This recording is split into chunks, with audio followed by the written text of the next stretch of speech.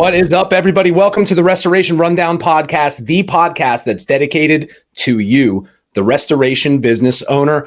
My name is Ben. I'm your host today, and I'm also the CEO of Ironclad Restoration Marketing, where we help restoration business owners get more sales just by getting their internet marketing right.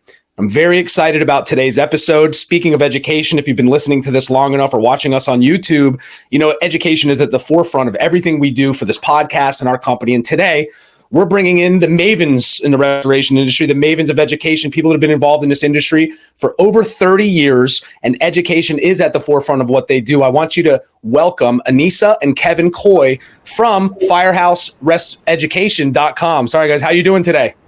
Doing great. How are you?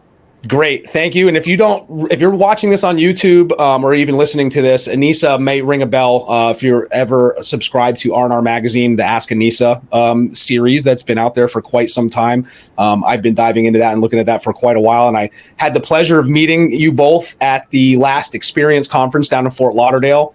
And it was really great to meet you both. So I really appreciate your time coming on today. I know the audience will really appreciate, one, if they know who you guys are, appreciate your insight into what we're going to talk about today. And if they don't know who you are, then maybe they can climb out from under the rock that they're in and they'll get to know you a little bit after this episode. So first and foremost, I'd love for you guys to go ahead and introduce yourself. I think you can work it out who can go first, who can go second, but introduce the audience to yourself and kind of how you got going in the restoration industry.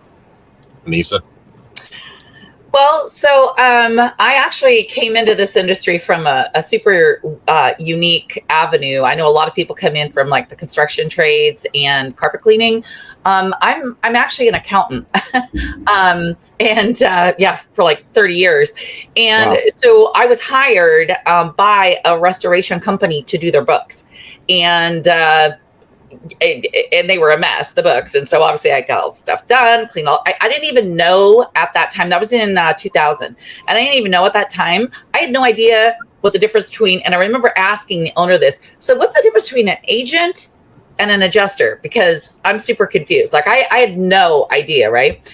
So anyway, I'm a mother of four. Now I have to totally plug. I have 7 grandkids almost now. But at the time, you know, having 4 kids, we had a content job come in and I'd been at the company like a year and a half. And I'll never forget, the owner came in and goes, you're a woman and you have kids, you know how to clean, right? Can you go out and do this content job? Like literally that was what was said. And now I laugh about it. But anyway, I went on this content job. I didn't even know what ICRC was. I had no clue. So I'd never had any training, never been on a fire, nothing. Anyway, went out and did the job, fell in love with it. I'm very, very, very passionate about helping people with their contents, because contents are their memories and their lives, right? And so it's very different than the sheetrock on the wall or the carpet on the flooring. So that's how I got into contents. I just really fell in love with it and just started running with it. And I started actually doing videos to educate homeowners about what they needed to expect, how I could help, you know, how they could go through these things. In 2008, I was like one of the very first people ever. I had a little flip. Do you remember those little flip camera things? Mm-hmm. They were like a little, I had like a flip, and I would just run around and film myself and talk about, you know, what to expect. But I was doing it to the homeowners. Well, that developed into restoration contractors started reaching out, and I started looking for education in the contents industry and realized that there wasn't any really, and there was a huge gap. So that's how Firehouse Education came to be. In 2009, we started our education, and I feel so fortunate, Benjamin, and I'm so passionate about the work that I get to do. I love it. I don't think there's any greater way that someone, especially a restoration contractor, could serve their community than by getting into contents and doing it right. Yes. So I'm sorry. I know I kind of went on there. I'm not even sure if I answered your question totally, but as you could tell, I'm very, very, I get very excited when I start talking about the content side of things. So, and that's kind of where we're at today. Now I work with my hubby and my son, and we're just out there on a mission to bring education, because that's what we feel is key and needed most. Yeah, I agree. And not to jump in front of Kevin here, but I think that that's one of the things that I was drawn to you both being, and I really had no clue, how big it was and what you guys were doing, but it's really exactly what I'm doing here, or what I really mean to do, because deep down, in whatever I do in any business, my core goal is to help somebody. So, I was tired of seeing the lack of or the abundance of the wrong knowledge that was out there for people. Yes. So it really pushes me to, do the things like writing and content generation and the videos. And I love that you started off with your video, because that's how I started my digital marketing agency, was creating helpful videos for, back then, I think it was chiropractors and doctors is how we kind of cut our teeth in the industry of marketing. And then, so, at some point we went into the restoration space 5 or 6 years ago. But not only, so you guys have a, the Firehouse Education, but you also have a restoration company, right? Can you tell me a little bit about that? Yeah. Honey, do you want to go ahead and talk about that? And your background, Kevin? Well, so I came into the industry to hang out more with my wife. And so I already had a full-time career in the grocery business. And I was a meat cutter. I ran a meat department in a grocery store. And so they needed some help. It was a growing young business, and it was a friend of ours that owned it. And so I started doing some part-time water tech work, helping him out, as needed, because it was growing and it kind of fit into, the gaps in my schedule. So I went out, and on my off time, I kind of worked 7 days a week, because I was always out doing something if I wasn't working at the store. And did a lot of demos, did a lot of dry outs, just got into Mold. the thing, mold. Just kind of kept growing into it. And at a point down the line, a couple of years, the gentleman that owned the business decided he didn't want to be in it anymore. He wanted to sell it. So Okay. he put it up for sale. And so Annissa was concerned, what happens if somebody buys it? Am I going to have a job? I mean, what's going to happen? And so it was for sale for, 6 months or better. And she was still concerned about that. And one day I said, well, why don't we just buy it? Because you're kind of running it already as it is. And so she just thought that was crazy. Well, I want to interject here real quick and point out, number one, at this time I was CEO. Like, I was running the company. The owner was out. I'd been in 5 years, and I was pretty much running it anyway. But we'd been happily married for 20 years at this point. So when my ADD husband, who I'm not, like, I'm a follow through, check the list off person, wanted to go into business together, it terrified me, because I'm like, no, that scares me. So go ahead, honey. Hey, by the way, offshoot, Kevin, me and you, ADD guys, I don't make lists. I have a lot of lists. They're just in piles of things everywhere. Right. Never look at again. Yeah, So no. We were having a conversation on the back deck one night over a glass of wine. And I said, the kids are old enough. They'll survive on their own if we don't make it. And I said, so why don't we dive into this and let's make a go of it. If it doesn't work out, then, we'll start over. But, so we made a pact, because one of the things that was important was we didn't want this to, ruin our relationship.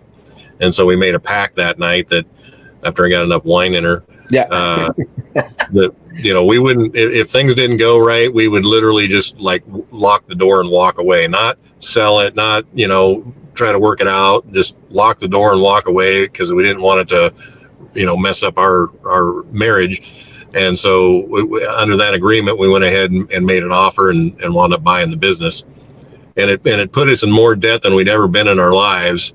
And we threw everything on the table. And 2 weeks prior to taking over this business, the project manager quit. And that was an integral part of our plan, because I wasn't actually going to come into the business. I was just going to stay over in my corporate job. So I decided, and he said, hey, if you want to back out, I understand. I said, you know what, I'll just come over and do it. So I thought, well, I got about 90 days to figure this out, or it's going to go one side. And so I said, this is kind of like the Pilgrims. When we came to the New World, we burnt the ships because there was no turning around. Yeah. And I had one heck of a wicked learning curve over that 90 days, because I had to learn Xactimate. I had to learn, how to deal with adjusters and homeowners. I had, a lot to do. Yeah. And I kind of had to wing it. And it was rough, but we got it figured out. And we bought a full service operation. We did everything. Everything. We bought a business in the poorest economic climate in the county we lived in the entire state of Washington. A little town of less than 2,000 population, very rural community of about 30,000 at the time. Wow. And so we really challenged ourselves on a lot of fronts when we did this, but I was confident that we could go out and do, and make a difference for people, when we were doing these losses, because, I'd been on enough of them to know that, this is just a traumatic experience for a lot of people. Yes. And, to be able to help them and kind of play superhero was a pretty cool assignment. And so we really enjoyed a lot of it. And did I answer the question? Yeah. And I want to interject here. So Kevin also, just from us living in the country and growing up, let's say at a disadvantage as far as financially goes, Kevin learned to build. Yeah. So he came into this with some construction knowledge. Unlike me, I knew nothing.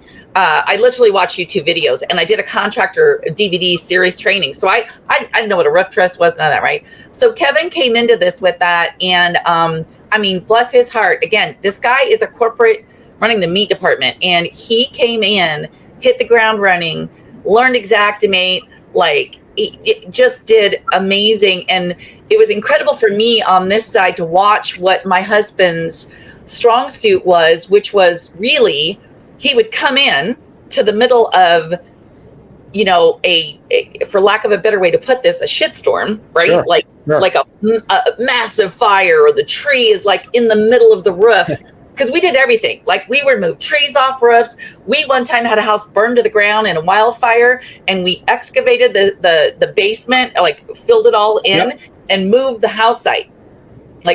Put in a septic, did the whole thing. New basement, new septic, ground up, Right. So we do all that. And so Kevin, to watch him just come into this and be he was the calm, because I wasn't. I would come in and I had to learn this, and I would be oh my gosh, there's the grandfather clock in this lady's wedding picture, or I'm freaking out, and he's okay, here's what we do. And he would be the steady, and he would just start directing people, and he would get the homeowners focused, and then he would even guide the adjuster. There was adjusters that were freaking out on some of these huge, massive losses that we've had, and he would just be hey, here's what we're gonna do. Here's a thought.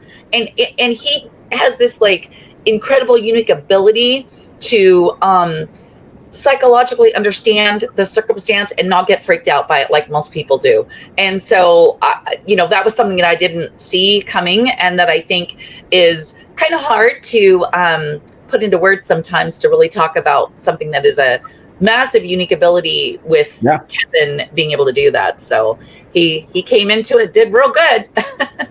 He did good, and we're Kevin. still married, so.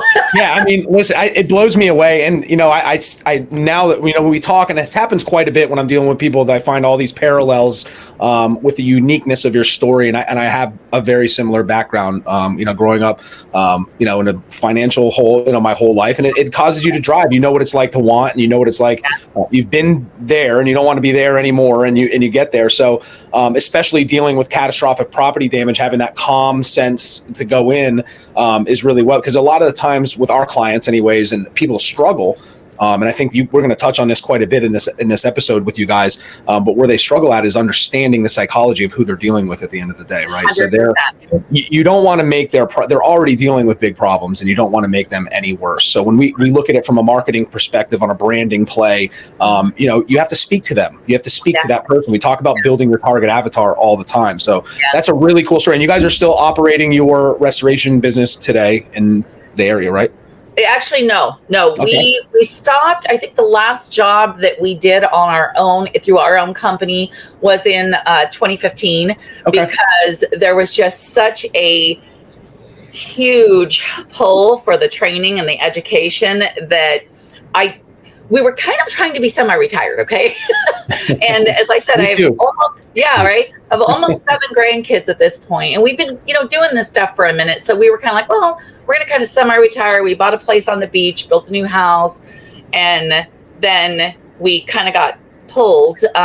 Also, we're very passionate, so it wasn't really hard, but we had a lot of people hey, well, come out. We want you to do on site and train our company and come do this show and come do this, speaking engagement. And so we wound up getting more and more involved. And one of the things that Kevin and I are very huge about is our time.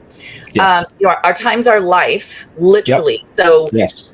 For you to even ask us to come and spend this time with you, like, that means a lot to us. And we're honored by that, Benjamin, because you're literally spending your life with us right now, as we are you. So we only spend our time on things that we're excited about, that we're passionate about, that we feel will do good out in the world. So that's why we're here talking with you today. For sure. I appreciate that statement. That means a lot to me too. I'm honored to have you guys on. I was really excited to get to meet you already. And I spoke with Kevin a lot at the convention. So it's great. And no, I really appreciate your time. And I definitely understand that and agree with you wholeheartedly. We're not getting any younger, right? And I am. just mentally, it's more of like a regression. Well, that's different, but it's a deliberate mental regression. Yeah. It involves me of anyways. So it's okay. So we got real passionate about it and excited, and so we decided to do that. But we knew we were going to have to do one. We weren't just going to spend more of our time. So we decided to stop doing it within our own company, but we do it with other companies. Like we're hired all the time. We go out and we'll go do jobs with people, training on the job site. Someone will hire us specifically to come do a hoarder pack out, or, there's we're forensically certified as well for forensic operators. So if there was any kind of, bloodborne pathogen situation, shooting, whatever, right? Like we come out and do those jobs with other companies, but it's under their umbrella. It's not under ours. We only under our company do Firehouse Education now. So before we move into the Firehouse Education vein, I wanted to just one thing, since you guys have been there, done that. You started from knowing nothing at all about the industry at all, throwing yourself into the fire, right? And coming out on top.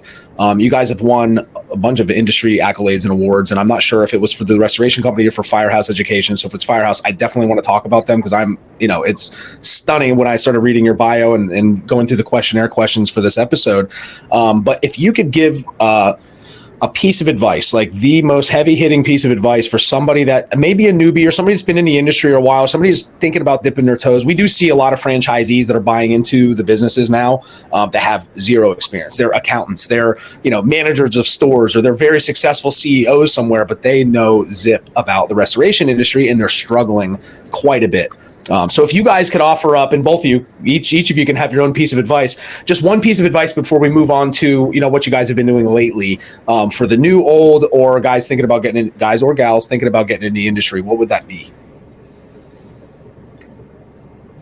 Kevin, you want to start with that one? Well, education is key, and understanding the big picture of this industry and how it operates. It was really unique for us. We were very unique in that we had a 100% referral based business. We did zero marketing. We had no business development people. We didn't run ads. We literally got built on referrals. And so a little bit different than a lot of people. And there, obviously there's a lot of marketing, but here's what marketing is in a nutshell. It's applied psychology. Mm-hmm. So learning how to deal with people is 85% of the process, in my opinion. So learning, having, what everybody might call collectively as soft skills, is marketing and psychology. You have to understand people, and you have to understand how to talk to people and how to interact with them. And one of the biggest things is communication goes sideways in our industry all the time, and that's what gets a lot of companies in trouble. And a bigger chunk of the communication is listening. Yes. Listening to what people have to say. They will let you know what their concerns are and what they're worried about, what they want out of the situation if you just listen to them. And then you can formulate your tactics and strategies around that and deliver an experience that'll knock your socks off. That's incredible. Great insight. It's like ordering at a restaurant. Do you ever order at a restaurant, you're not quite ready and you keep pointing to each other? No, I just did this yesterday. So I absolutely believe 150% in what Kevin just said. Yeah. But one of the things that I would really like to say to anybody watching this that is either new in the industry and especially to those new in the industry, but it would go for anybody that's even been in for a while and maybe just feeling a little struggling down about whatever. There's been a little narrative going on lately, or I guess that's the best way I would put it, that it will say that our industry's broken, that there's fragmentation. And I don't believe that. And what I would tell you, especially right now, if you're struggling, and I don't care what that is, if you're struggling to hire people, if you're struggling to get the work, if you're struggling to, with the systems, whatever it is, get very clear as to why you're in this industry. Listen, we're really fortunate that we're in an industry with amazing profit margins. It's so easy to do very well financially in this industry, and yet not so easy. Yeah. And the reason I feel that people struggle on all of these fronts is because you're not clear. You're not clear on what your mission is and why you're doing this. Listen, being especially when you're dealing with contents with people, in my opinion, there is no better way to serve your fellow man than maybe being an ER doctor, where you're that guy or gal that they're running in with a gurney and praying that you know how to put their life back together and maybe even save it. That's what we do. When we come into a fire or a hurricane or whatever that is, in someone's home, all of their personal belongings, their memories, all the things precious to them that stand for what their life has been. It's almost like people feel that it's like it's what's going to be left when they're gone. So it's, they kind of wrongfully, in my opinion, but kind of look at it as like their legacy, their stuff they leave behind. Yeah. Yeah. And it's terrifying. It's traumatic. It is horrible. I have seen people divorce over this. I have seen people fall apart mentally and emotionally in these circumstances, and especially when you're dealing with a wildfire. I mean, our state just got out of a state of emergency, by the way. Literally 17 miles from us has been a horrific wildfire for the last 12 days. Wow. You got to know why you're in this, and you got to be in this for the right reasons. You need to be in it because you want to be that hero riding in on that horse and saving the day. And you got to know how to do that. You got to be properly equipped and be really bought into that. It's not easy and it's not for everyone, but I promise you, it's some of the most rewarding work you could ever do. But you got to be real clear. And the biggest thing you got to get straight is here. Yeah.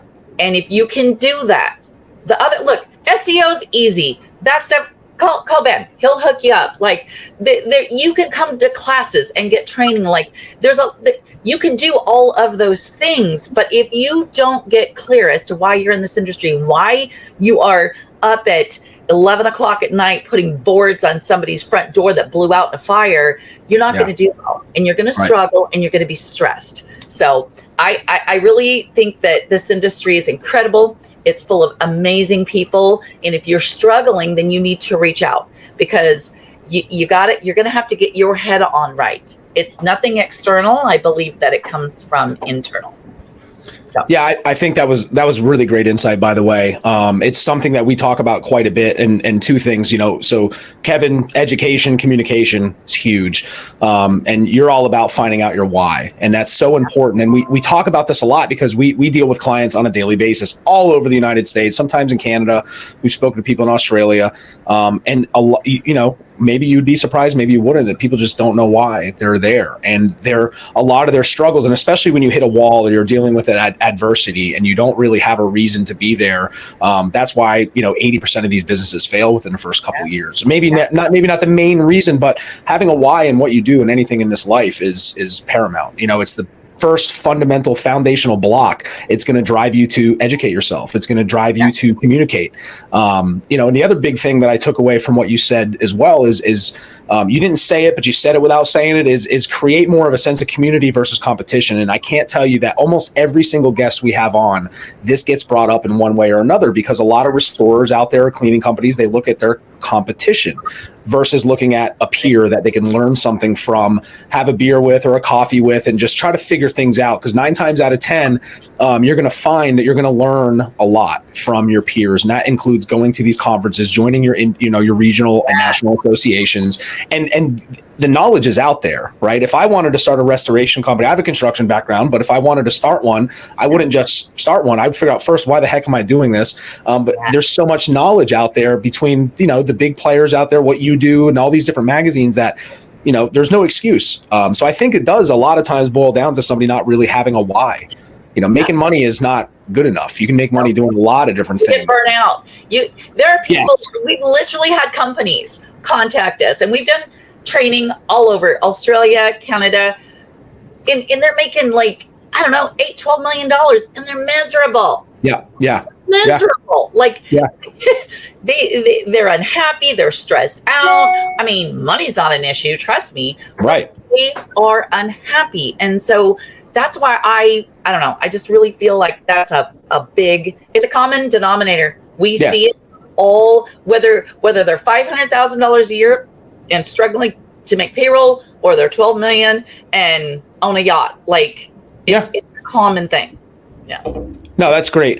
So, now that we've got the psychology out of the way of the reasons what we're doing here, and really it can't be overstated. You got to sit down, do this as an exercise for yourself, for your business, figure out if you're doing what you're supposed to be doing, right? You want to do that in your life. I mean, I'm going to be 40 in the next month, and I'm still, figuring out what I want to be when I grow up, I guess. I'm kind of winging it, but yeah, I hope to always be trying to figure out what I'm going to be when I grow up, and evolve a little bit. But you guys have turned in your, I don't want to say struggles, successes, and everything into something that's been making a major impact in on the world, right? The restoration industry is a part of everything we do. But most people own homes or rent homes. If you don't, you're probably not listening to this, and it doesn't apply. But you guys started up Firehouse Education. You've won a ton of industry awards. Annissa, you're on R&R quite a bit. I dug through your 28 pages of blogs in the last couple of weeks. Just looking at what you have, and I love it. I mean, a lot of it's funny there. I have almost identical videos to you for some of the topics that you talk about, and it's pretty cool. It reaffirms that I'm on the right track. If I can be a help in any little way, it really made me feel good to look at some of that stuff. But you are very active in R&R magazine and in the industry in general. So I want you to introduce the listeners, the tens of people that may be tuning into this, to what Firehouse Education is, how that came about, and then we're gonna do some back patting for you guys, talk about the awards you've gone to maybe overqualify Firehouse Education a little bit more for people to check it out. Awesome. Well, so kind of in a nutshell, is Firehouse Education is a unique boutique high-end training company for the serious restoration contractor that wants to get into the business and or be in the business in the right way for the right reasons, that is tired of being a slave to their company, that wants to have the right systems, processes, and procedures in place, to have an amazing company culture and a business that they love and that will enable them to fund their ideal lifestyle, not just have a job, which is what often happens, right?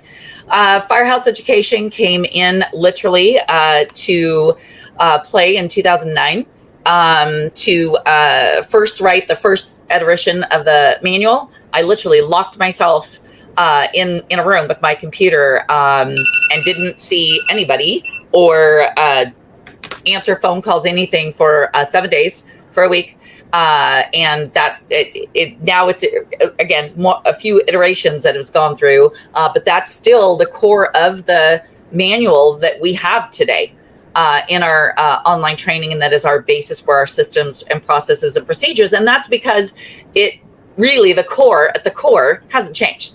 Marketing hasn't changed either at the core, honestly. No. Marketing has been what marketing is for eons, since the beginning of time. As Kevin said, it's applied psychology, and psychology doesn't change, right? So we just saw this huge need in the industry. At the time, we were still doing physical jobs, and then in our own company. And then what I really decided was, I got asked by my coach at the time, what are you passionate about? What do you want? And I said, I want to help the world in their time of need. And Joe said to me, so can you do that, doing a couple hundred jobs a year? I'm like, well, that's going to be really hard. Like, I could help like a couple hundred families. Well, then what he said was that you're not looking at this in a big enough way. So Kevin and I went back and talked about this, and we decided that if we focused on Firehouse and launched Firehouse, that we could do a class. We do very intimate classes. So they're 12 to 15 companies. So we could work with 15 companies on a hands-on job for a week, and we could affect possibly tens of thousands of families. Absolutely. So that's what, Joe was teaching us as our coach at the time, which is, I would highly recommend, if you don't have coach, like, and you're in the industry, you should look at that. It was massive. And so anyway, we decided, the big factor, 10X factor, 100X factor, how could we help more people? So that's really where the passion behind Firehouse went, or came from. And today we literally love going out and teaching people and doing our job. We get very excited about it. Our son works in our business with us, which we love. He's our oldest. Funny enough, not a lot younger than you, but I was thinking about that when you said you're about to be 40. Trav's 37. And I met him in Fort Lauderdale, right? He was with you guys in Fort Lauderdale. He's like Kevin's spitting image twin, kind of, with redder beard. Yeah. He's got a little darker beard, but still pretty gray for 37. And he's just a rock star, and he's just as passionate about all of this as we are. And did I answer your question? I'm so sorry. Yeah, no, absolutely. No, listen, you have answered every question perfectly. Great. So far. Great. So far, so good. I'll do this like in the background if it's going off topic. Gotcha. There's so much. I mean, I don't know if anybody knows this, but you did win Outstanding Woman of the Year in 2016. And Kevin's bio and his thing, he said you win that every year, by the way. So, but you did win it with R&R. So so you founded Firehouse Education with the premise that you want to be able to impact as many people as possible. Yeah. And again, I draw another parallel to make this about myself, but that's why I do what I do. And I can't state that enough. If I didn't have a marketing agency, I would be helping people in some way, shape, or form. Every business I've ever tried to run or start, that was at the core.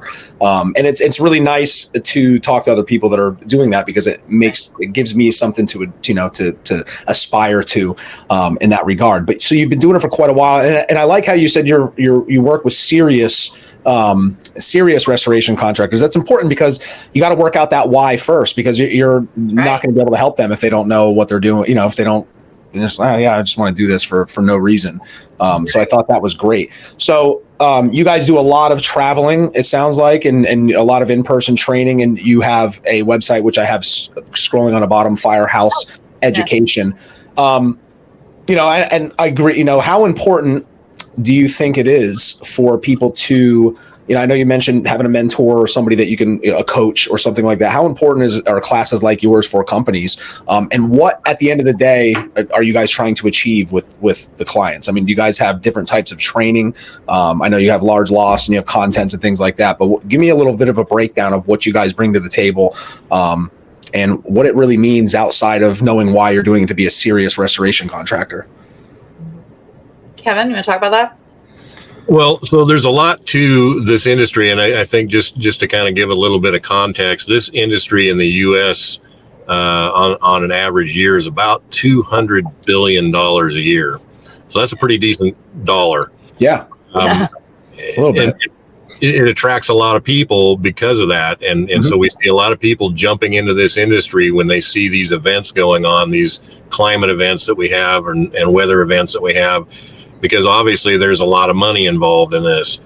But and so that's very attractive to a lot of people. But the problem is if you're going to come into this, or any industry or any business for that matter, just because of money, it's not sustainable. Okay. What you want to do, in my opinion, is to come into this or any industry to create value. And if you create value first, the byproduct of value creation is money. Yeah. Okay. So learn to create value. And here's the other interesting thing about value. Value trumps price. Yes. All day long. If you create enough value, people do not care what the price is, because the value is in excess of the price to such a great extent. Again, we're falling back into psychology here, that it's irrelevant, because they're getting what they want, and it's at a higher value than what they're paying for. And so come at it from that angle, and I think you're going to find yourself in a whole different light in a very successful operation if you can achieve that. Now, the way you achieve that is to be consistent with your outcome. So if you want to follow, if you look at other businesses, even in other industries, you'll see that the ones that are the standouts, the category of one businesses in those industries, the ones that you think of first when you think of that industry, they've got systems, processes, and procedures in place that create consistent, productive, profitable outcomes. And you think about it in terms of building an experience for your clients. Mm-hmm. We have a fiduciary responsibility to care for them and look out for them. We don't have customers. Customers are transactions. Yes. Clients are relationships. I love that quote. I read that on the, you're frozen a little bit. And while you reconnect, Kevin is just frozen there with a beautiful face. But while you reconnect, I came across that. I think you made a video about that, Annissa. Kevin, you froze for a minute. Welcome back. That quote you just meant that, you don't have customers, you're creating relationships. I want you guys to speak on that a little bit. I know we're going to diverge from a couple of the questions, but I do want to speak on that because that is huge.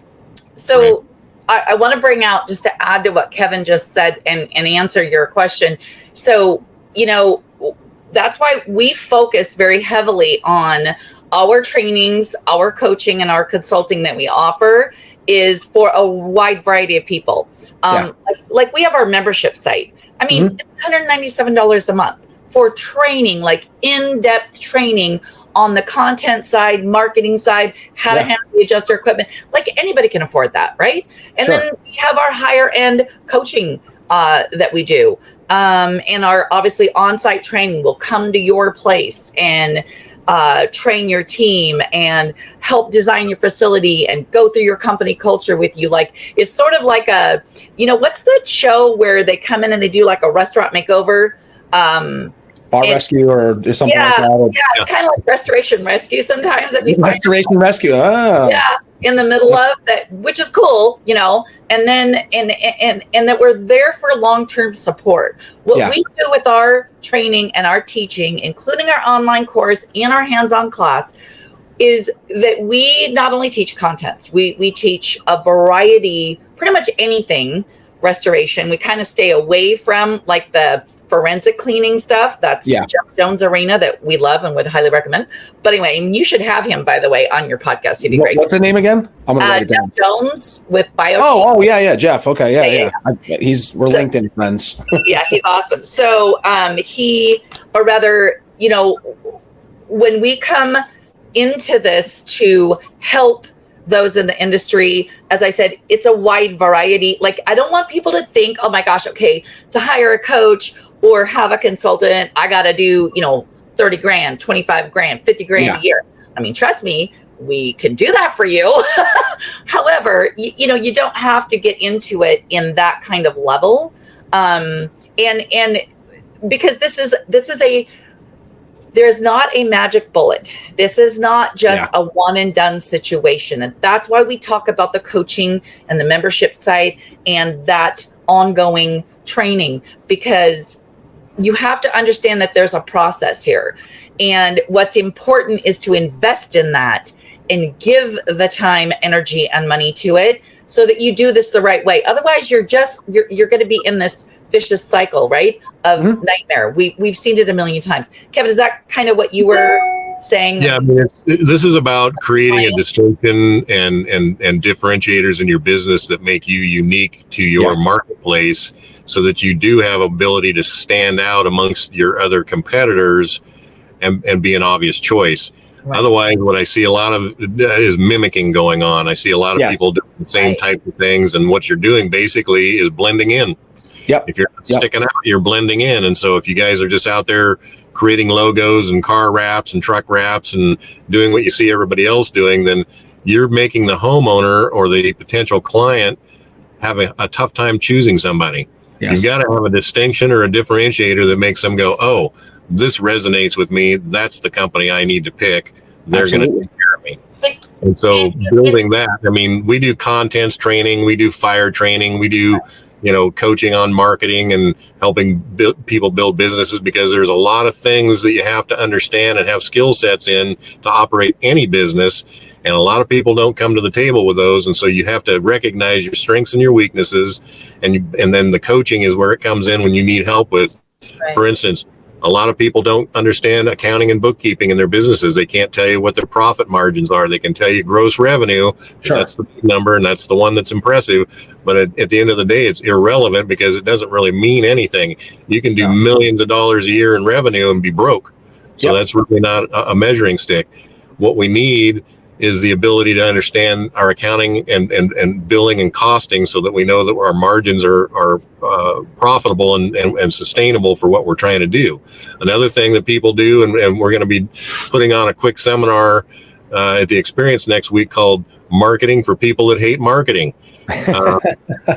Last time we did this was a few years ago, and it was standing room only, and so it was really interesting. But people don't understand marketing, and they don't understand the importance of marketing and how much importance they should be placing on their marketing, and so they struggle with it. And so and this is why you're in business, because you help them with marketing. And so what happens is a lot of these companies wind up becoming beholden to other companies to help them with their marketing, and they don't like the circumstances they're in with the marketing, or they don't know how to take a lead from an SEO coming in on them and know how to close it, because again, marketing, psychology. And so there's things that people don't know, and they need to have coaching and consulting services to help them get better at it if they want to become independent and be able to do it on their own and not have to rely on other companies and then complain about the results. Yeah, our favorite clients, to just jump in, our favorite clients are people that have coaches that have been through a course like yours, that know what it is. So we know we're more in a digital marketing space, so we're going to get you out there. But you touched on a couple fundamental marketing things that people don't usually get when they're starting these businesses or running a business: who you're selling to, and then what's making you different. How are you resonating with that person? And until you know who you're selling to, you're not going to know how to talk to them and how to deal with them and how to present your website that'll resonate, that'll make you stand apart. So our favorite clients are ones that know the deal. They know what needs to be done. They understand what the metrics are and the KPIs are, and we're able to come in and provide a service for them that they already know what the expected outcome is going to be, because they're not all home runs. You cannot control Google. You can't control water damage happening to people's homes, but what you can control is the messaging and the brand and putting them out there and getting the billboard in front of as many people as possible. So we love it when our clients are involved in these types of programs. Even if it was a digital marketing guru they were paying, at least they're empowered with the education to know what it's supposed to look like. That's why, when I wrote my book, the reason I write it and update it all the time is just because this is how you can do it yourself. It's a lot of work. It's a lot of training, but it can be done. And I love it when people do that. But the best, I guess, are the ones that come in from that are just seasoned, that have been burned maybe a few times, and they understand what it looks like. The worst clients, and I'll put it out there, and we'll probably cut this up into a clip, but the worst clients that we can think of are people that are looking to us like the savior of their company. Yes. They don't have the right processes in place. Yeah, they're not. I mean, I'm Ben Cano. I'm Ben, right? They don't have systems. They don't have processes. They don't know who they're selling to. They know that they have a truck. They know they've got employees. They know they need to keep them busy, and they're selling, and they're they're trying to talk to plumbers, and they're like, well, let's turn on a switch and get to number one on Google for every category in our industry, and that's going to solve all our problems. And in some cases, sales does solve all, but if you don't have those processes, like Kevin said, and Annissa has alluded to this, if you don't have the proper systems in place, your you're blending in, you're going to make anybody's job. You're setting them up for failure. And especially most of those people have mismanaged expectations. They've got marketing companies calling them 50 times a day saying, hey, your website is terrible. Look at all these errors. We're going to get you to number one. And they're like, all right, $200 a month. Hell yeah. And they don't realize like, it's just not the way. So we love education and empowerment. It's one of the reasons I was compelled to just reach out to you and guys from Head, Heart, and Boots that we talk to all the time, just to educate the industry a little bit about this, because it makes our lives a lot easier. And Ben, something I got to say this, you just hit the nail on the head, and it was so good. And by the way, that's why after like you and Kevin spent so much time in Florida talking, Kevin's like, oh my gosh, we have to go talk to this guy. Like it was just very exciting to hear you as that marketing person talk the way that you are, wanting your clients educated and set up right. You know, these guys, here's the deal. You could go get somebody number one at Google in every service that they offer. We literally have had clients that were like in that position, but they were sucking at then taking care of them on the back end. They were getting all the business that they needed, but they were failing miserably. Yes. Because if you get them, if they don't have their act together and you get them all this work, it's actually, in our opinion, worse than if the phone wasn't ringing, and at least you didn't have a reputation, but at least you didn't have a bad one. Yeah. Like it's right. Like it's so huge. And that's where a little bit of investment in that training and the coaching and getting your mindset right. Yes. Will make services that like Ben's doing worth it for you to invest in. If you're just going to hand over money and not have your head on right, I don't care how good your SEO guy, marketing, or your coach is, you're not going to get anywhere. So at the end of the day, you know, maybe one of the things I would also have to add in there was saying with somebody new to coming in the industry or been here, and is anybody having struggles, is you gotta look in the mirror, my friend. Look in the mirror. It starts with you. If you cannot find, I know this is going to maybe be a little controversial, but if you can't find enough employees or good employees, go look in the mirror. Ask yourself why. How's your company culture? If your phone's not ringing, go look at your client experience. Yes. What are people experiencing with you? Because I'll guarantee you they're telling the community about it. So start asking your clients. Like it all starts with you as the business owner. So you got to. I know we started talking about there not being a magic bullet to success, and I think there is. It's education. Oh, yeah. Right. I mean, it really is, because I mean, it's such a generic way to put it, but it really is true. The nuanced business. If you don't understand the nuancing, that's fine tuning of it. And, you know, I think when people market, their market is everybody, and that's a bad idea. You're shotgun marketing. You're just like, somebody call me, I need a job. That's that desperation mode that you don't want to be in. You need to be not selling yourself, but if you can get yourself in the right positioning in your market, you can be the buyer. And when find a niche. Sorry. I'm sorry. You mean, if you talk about systems, and just to touch on what you said, Kevin, everybody wants, do anything, property damage. How are you going to create systems for everything? Right. You need to what are the big three? Water, fire, mold. You can create systems. Here's our onboarding process. Here's how you answer the phone. Understand that every single person wearing this company's shirt is a salesperson for my company, creating this customer experience. It's so true that you do need to just kind of narrow your focus, educate yourself on first. I mean, again, we're going back into the psychology of why are you doing this in the first place? Right. And then look into who you're going to connect to figure out how you're going to do it. Yeah, you need to, that's back to your why and what it is you want to do. And here's the thing. Not everybody is your client, nor should they be. No. Because you will find yourself with people that you wish you hadn't, and you would spend double what you thought you were going to make to get away from, because that's just not the way you want to do business. What you want to do is put out there exactly what you're about, be transparent and open about what you can and can't do for people.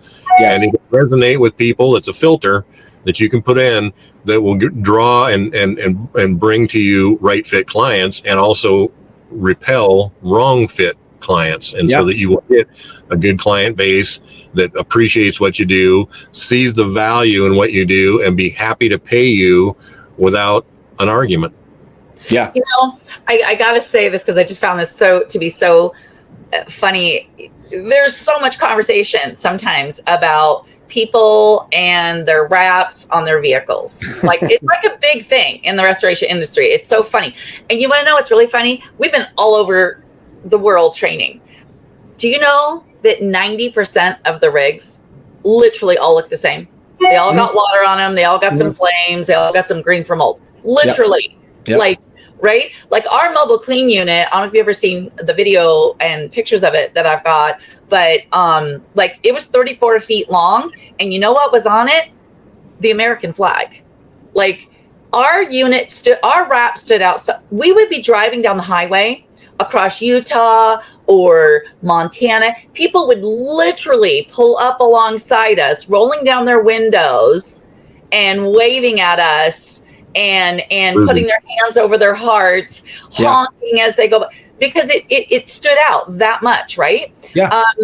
And so what's funny though, like what I want you to get, if you get nothing else out of just this conversation that we've had, if you're watching this, is it doesn't matter. I don't care.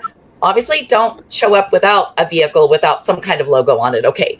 But right now for this conversation, just stop thinking about it. I don't care what your wrap is. I've never had somebody who's gone through this traumatic experience of a fire loss to go, oh my gosh, I just got to tell you, it was so huge in my experience that your truck's wrapped in green. Or, you know what I mean? Like they don't care. In fact, most of them don't care, don't have any clue who ICRC is. So don't make your uniform about having a bunch of badges on the arm either, saying all of your certifications. Okay? That's not it. And I've literally seen companies just roll up in the coolest rigs, and then I watch their client onboarding. And they never once ask their client some of the most important questions you need to ask them. Never let them go back through the experience and tell their story. And they just miss it. And I'm like, you just spent $30,000 wrapping all your rigs that are in that driveway, and you literally could cost you nothing. Could have just done the most important step of marketing, which is relation. And you know, Maya Angelou said it the best. I love this quote. It's one of my favorite. And she says, you know, people will forget what you said, and people, they will forget what you did, but they will never, ever forget how you made them feel.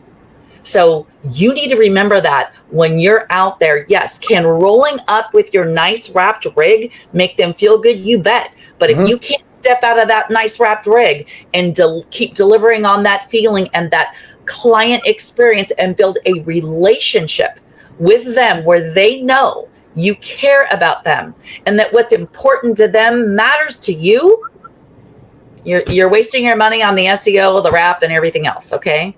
Yeah, and I think just to piggyback on that, I know what you're saying. She's not saying don't go wrap your cars because no. Look, you know, it's a branding play. It looks good. Nobody wants some rundown old vehicle pulling up to their home. Especially you could think about it. You have a large lost fire and you found some company on Google because they're not here. You're not going to be driving down the road and be like, oh, you know what, my house is burnt down. Look at that guy's wrap. Let's call him up. Right. No, at the point that you're pulling into their yard, they've already pre-qualified you to some extent, or you've pre-qualified via the website, and it is important. But if you are solely, and there's a large majority of you guys out there that are listening to this, probably driving down some cool ass truck right now, but if you have invested all that time into your logo and your branding and all that stuff, and your company doesn't match that beautiful logo and the branding and everything you've done, then that like you said, throw it in the trash, because you're going to be driving around this cool looking truck and you're probably going to be switching what your company does for a living in not too distant future. So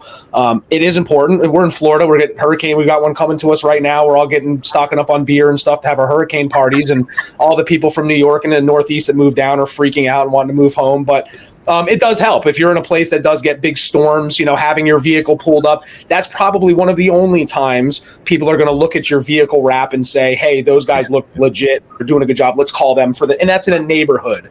But in general terms, I can't agree with you more. We deal with it on a digital marketing side. We'll put it in perspective. If they call us and they say, hey, we want to we're number one on Google for everything, and our marketing company stinks, they're not getting us calls, and you go and look on their website's amazing and great and all this stuff, but you go to call their phone and they don't even have a voicemail set up. Mm-hmm. They're not answering their phone with their 24-hour emergency service, and you can't get someone on the phone.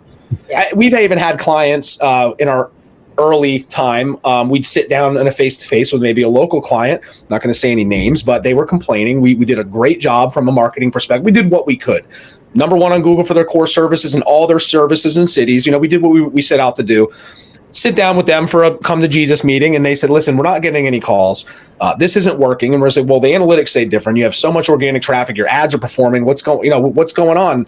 We're not getting any calls. We're not getting any calls. So my guy was in a meeting with one of my partners here, picked up the phone and called them. Well, I didn't even know they were doing this. And in the middle of a conversation, put it on speakerphone, and it was going right to voicemail saying they were closed. And this guy's phone didn't ring because he did it. He held up his phone and says, my phone's not ringing now. This is the middle of hurricane season. I'm not getting any calls. And my guy put his phone up, and the guy's face just turned white and was like, they forgot to turn my voicemail over to my phone or something like that. So, if you don't have those systems in place, don't waste your time on the brand. It's nice to think about, and they do look cool driving on the road. But in general, go right back to the very beginning. What we said, the genesis is, why are you doing this? Who are you trying to work with? Right. And that goes back to the why, and then resonate with them. Right. If you're chasing storms in Florida, then it makes sense to have a really cool looking truck, but you got to have your processes in place first to create that customer experience, or you're going to be doing one storm season and that's it. Right. Let me hammer this home on brand, since this is kind of what we're banging around on. For most of us in this industry, we don't have the budget or the ability to image brand ourselves. Okay. We'd love to be able to, have somebody say, well, what's your favorite macaroni and cheese? And everybody would go, oh, Kraft, because that's a big image brand. And they spend a lot of money making that stick in your head. Now, the reason I know how to spell baloney is I grew up singing the Oscar Mayer song. Oh, yeah. So I know how to spell baloney. So I grew up eating a lot of baloney too. Yeah, that's the power of having that kind of budget and being able to be an image branding company. Most of us don't have that. So here's brand, and everybody can write this down. Here's brand for us every day. What do people say about you after you walk out of the room? That's your brand. Mm-hmm. And if you can if you're remarkable enough that they want to talk about you, there's two ways of being remarkable: remarkably great and remarkably bad. Okay, that's when they're going to talk about you. Obviously, you want to be the earlier, not the latter. But if we have an experience that we can create, that we can orchestrate consistent outcomes, job after job, and you do it well, your brand will grow organically, and people will talk about you, and that will be the best way for you to gain business and take market share in your marketplace, is simply by referral. Most powerful way and most inexpensive way to gain market share. Yep. That's why Google reviews are important, right? I know Anissa's had a video there. You can talk about yourself till you're blue in the face, but until somebody else says it, nobody's going to believe you. Far more believable. Yeah. We a little bit more, right? So, Google's getting a little better, I guess, at filtering out the bad ones or worse, or I don't know. It changes every day.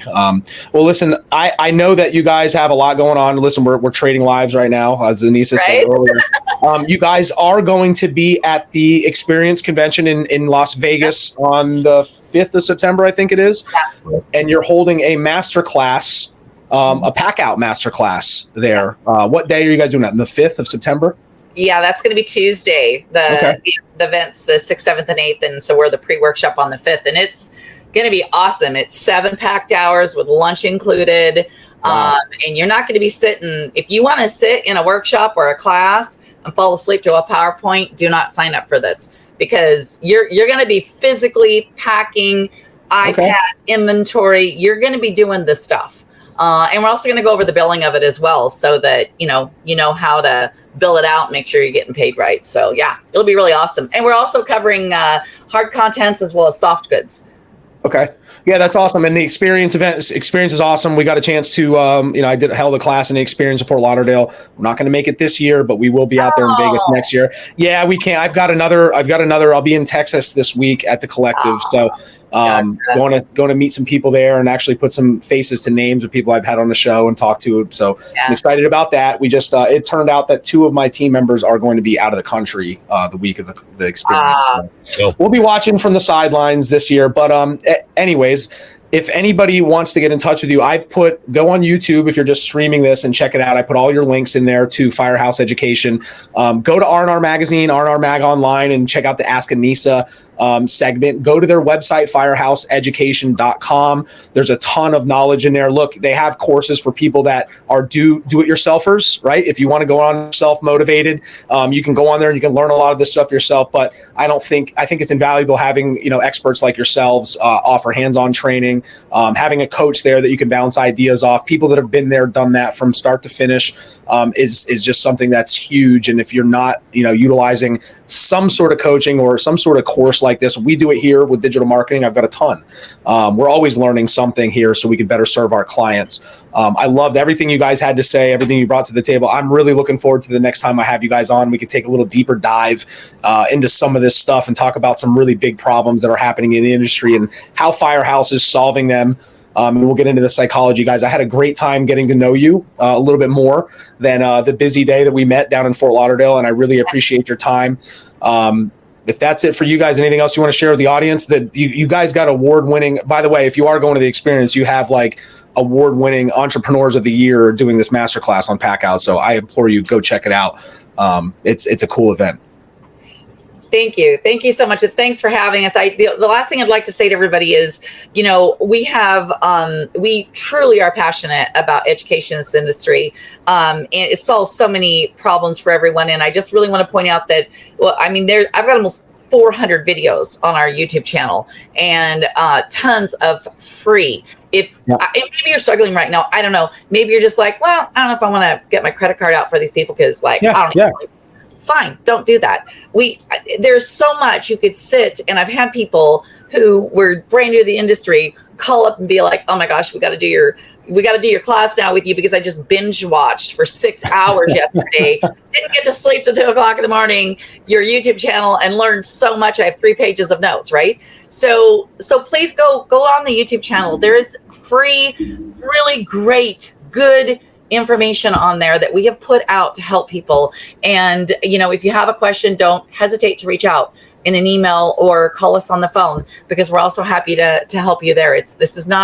We're not about just transactions. So, And I really want to thank you, Benjamin. What you're doing in this industry is just amazing and we love, keep up that good work of educating people about what they need to know about their SEO and Google. And then, yes, once you get their phone ringing, they got to do something about it. So absolutely. Guys, I can't thank you enough for your time. I think that's ours. No, it's ours. We can argue about whose pleasure it is the most out of this. I think people will start to get bored, but we can go off air. But listen, no, I can't express how much I appreciate you guys coming on. I know that everybody listening to this is going to get a ton of value. Again, firehouseeducation.com. Follow them on social media. Check out their YouTube videos. They're just like me. I've got hundreds of them too, and you're free. Go get it. Get my book. I'm giving it away on my website for free, or you can go buy it if you want to give me a couple bucks. Either way, education's at the forefront, guys. I implore you to check these guys out. Kevin, Annissa, thank you so much for your time today. We will be looking forward to talking to you guys very soon once the experience wraps up. Super. Thanks.